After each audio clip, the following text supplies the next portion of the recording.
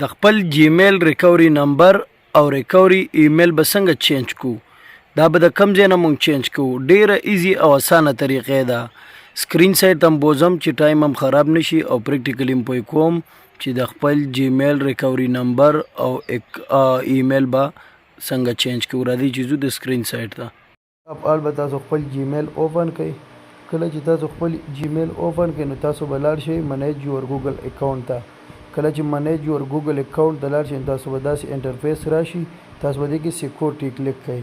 سیکورټي چې کلیک کړئ تاسو به لږ لاندې راشئ. چې لاندې راشي تاسو ته به لیکلي ریکوري فون. تاسو به پرې باندې کلیک وکړئ. نو چې کلیک وکړئ دا به ستاسو نه لږ غوندې سرچینګ غواړي.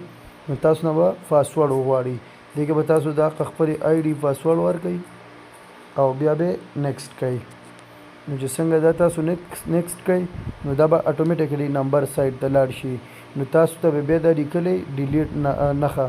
نو دا ډیلیټ چې تاسو ووهئ نو اتوماتیکلی به ستاسو نمبر ډیلیټ شي او بل نمبر به پکې تاسو دغه کوي. تاسو لیکلي منیج یور فون نمبر. نو که تاسو پکې بل نمبر دغه کوئ نو دا ووهئ.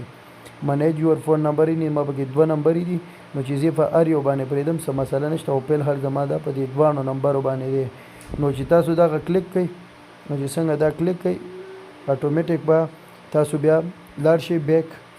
نو چې بیک کله لاړ شئ دې ځای ته به راشئ نو تاسو به دې ځای کې لږ غوندې د لاندې به کوئ سرچینګ غوندې وکړي ریفریش شي.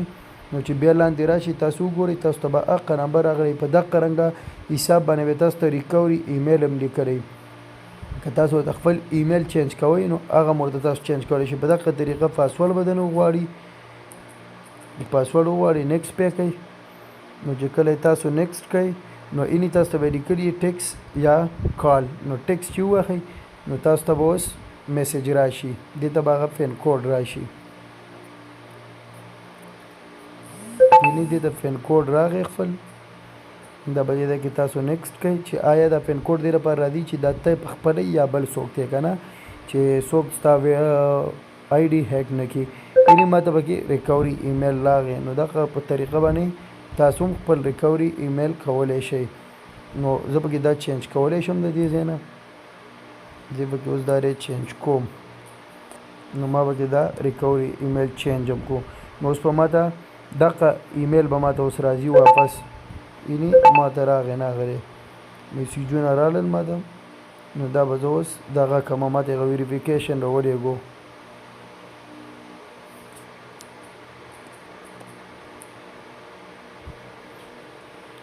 ریموو ایمیل ویریفاید ریکوري ایمیل ویریفاید. دا زما اوس دا ایمیل ریکوري شو. نو که زما په نمبر ما سره نه وي نو هیڅ مسله نشته. پیل آلریډي به ما سره خپل ایمیل وي. نو چې ایمیل در سره وي نو ستاسو د ایمیل به بیا اوپن کېدی شي. اوس یې لاندې چک کوو چې آیا راغی ورته او که رانغی ورته. اوس یې مونږ دا دی لاندې چک کوو نی دواړه ورته چینج شول. صحیح ده. په دغه طریقه باندې چینج کوئ. خپل ویډیو مو خوښه شوي مخکې ملګرو سره شیر کړئ. لایک کمنټس وکړئ. د الله په امان.